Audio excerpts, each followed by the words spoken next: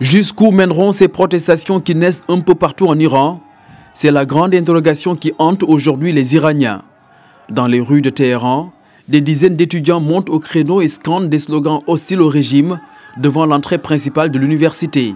Ils seront dispersés par les forces de l'ordre avec des gaz lacrymogènes. D'autres étudiants pro-régime vont prendre le contrôle des lieux. Hier soir, c'est 2 parmi les manifestants qui ont été tués suite aux heurts dans l'ouest du pays, indique le vice-gouverneur de la région de l'Oreztan, tout en assurant que la police n'avait pas tiré sur les protestataires.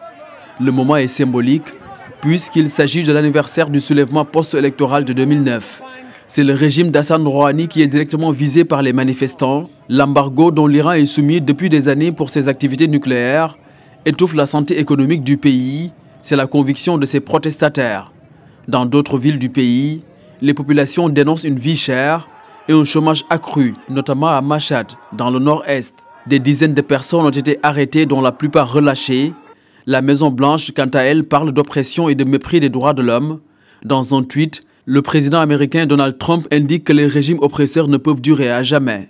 La situation est particulièrement tendue, mais pour les autorités iraniennes qui continuent de bénéficier d'un large soutien d'une bonne partie de la population, la situation est sous contrôle.